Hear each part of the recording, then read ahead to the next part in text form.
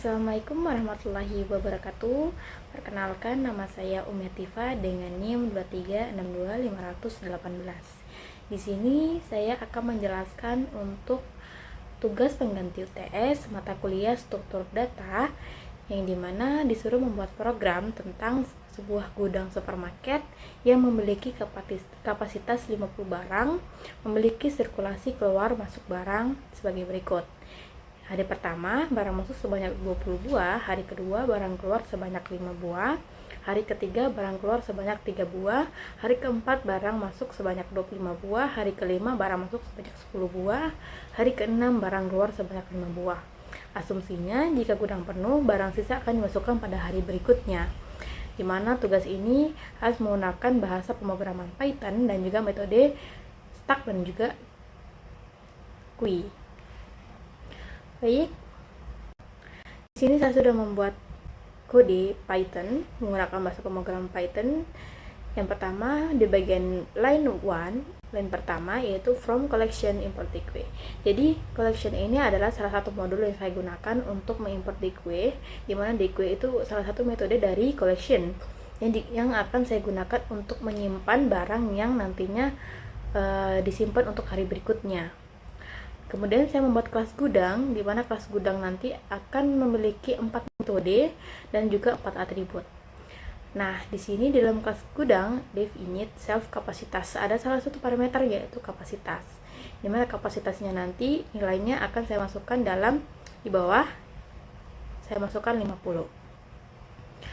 Selanjutnya untuk atribut yang kedua, self stok barang. Di sini saya masukkan 0 karena nanti akan bertambah atau berkurang sesuai dengan berapa jumlah barang yang masuk dan berapa jumlah barang yang keluar. Kemudian self queue masuk akan disimpan di DQ, di mana berarti barangnya nanti akan dimasukkan ke dalam DQ untuk dimasukkan ke hari berikutnya. Kemudian stack keluar untuk menyimpan barang yang keluar.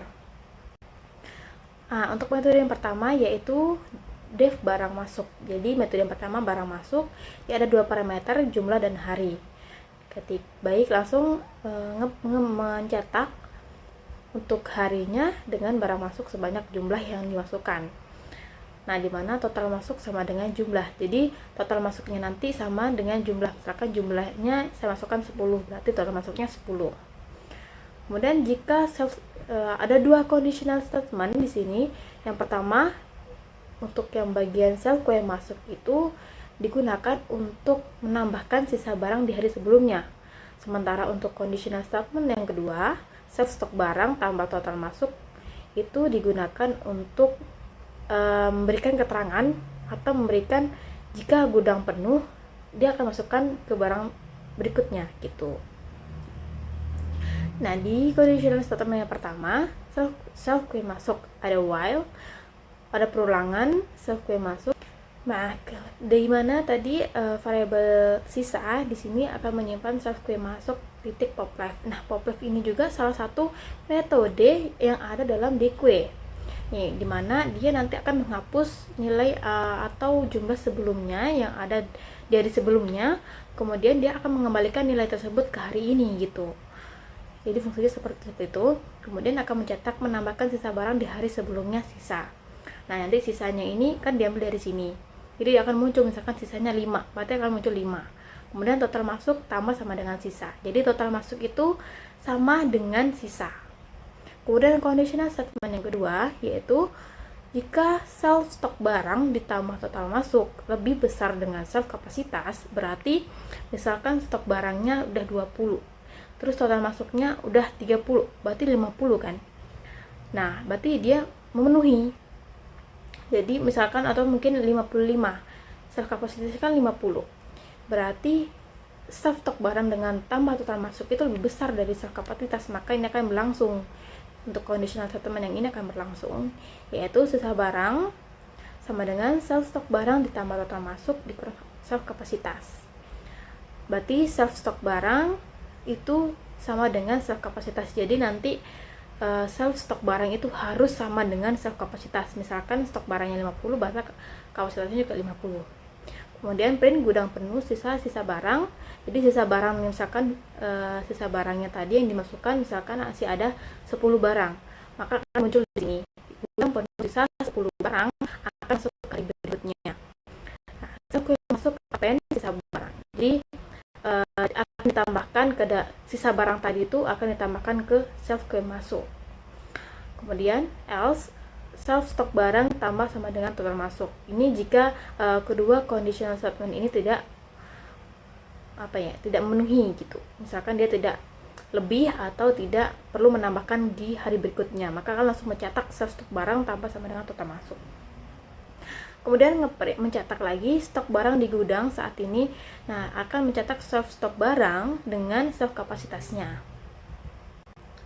Kemudian metode yang kedua yaitu barang keluar, dimana sama dengan barang masuk tadi ada dua parameter, ada jumlah dan juga hari. Langsung mencetak hari dan juga jumlahnya. Kemudian ada conditional statement juga, jika jumlah kurang atau sama dengan self stock barang, maka self stock keluar append jumlah. Nah, self stock barang dikurang jumlah, berarti maksudnya di sini misalkan jumlahnya kita masukkan 20 untuk hari ini untuk keluar, berarti jumlahnya 20 kurang dari self stock barang. Maksudnya itu dia masih ada stok barangnya gitu, masih ada stok barangnya. Kemudian self stock keluar append jumlah, maka dia akan ditambahkan ke dalam stok keluar. Misalkan 20 tadi akan ditambahkan ke dalam stok keluar. Kemudian self stock barang dikurang atau sama dengan jumlah. Kemudian else, misalkan dia tidak memenuhi kondisi yang ini, maka dia ke else. Jika maka mencetak stok tidak cukup hanya self stock barang yang bisa keluar. Ini misalkan kita ingin mengeluarkan barang yang lebih dari kapasitas.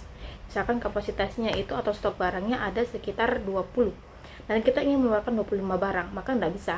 Dia akan langsung mencetak ini dan self stock keluar append self stock barang. Self stock barang sama dengan 0. Kemudian sama dengan di atas print stok barang di gudang, self stok barang, self kapasitas.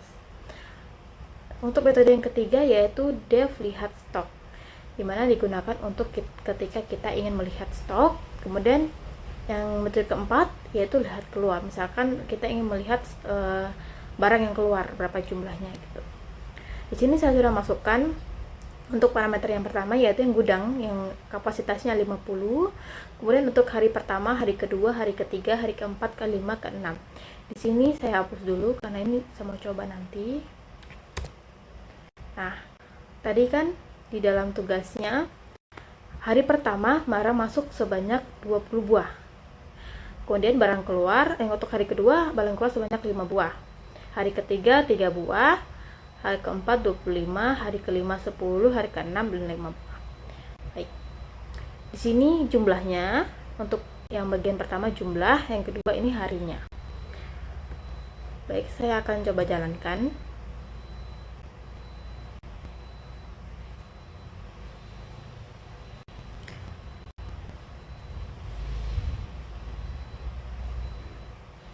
Nah, setelah dijalankan, nih akan mencetak hari pertama barang masuk sebanyak 20 buah. Stok barang di gudang 20, 50. Ini stok barang di gudang ini karena kita mencetak ini bagian print.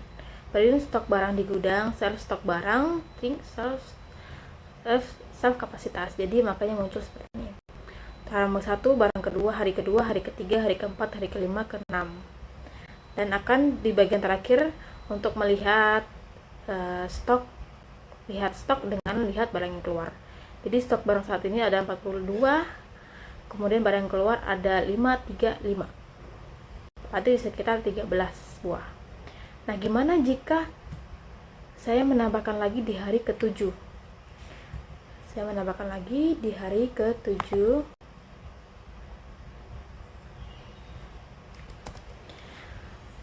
Saya ingin menambahkan 10 barang keluar. Nah, pasti bisa ya, bisa. Bisa.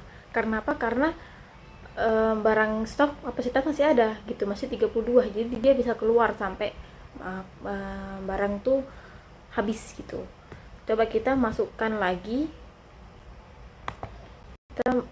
Kita mau coba memasukkan barang tapi melebihi kapasitas. Jadi di hari ke-8 saya ingin masukkan sekitar 30 buah sekitar 40 buah. Kemudian hari ke-8 pasti akan muncul bahwa hari penuh dia. Nah, gudang ini penuh. Nih, gudang penuh, sisa 22 barang akan masuk ke hari berikutnya. Gimana jika saya tambahkan lagi untuk hari ke-9? Hari ke-9 di sini aku tambahkan 2 biji aja, berarti kan 24 totalnya. Oke.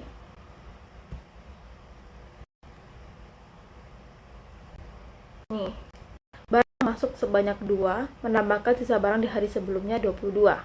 Gudang penuh, sisa 24 barang akan masuk ke hari berikutnya. Jadi ini akan terus muncul. Kenapa? Karena gudangnya saat ini sudah penuh kapasitasnya. Berbeda jika kita yang merubah gudang bagian kapasitasnya ini kita rubah 100, maka semuanya kan masih muat gitu.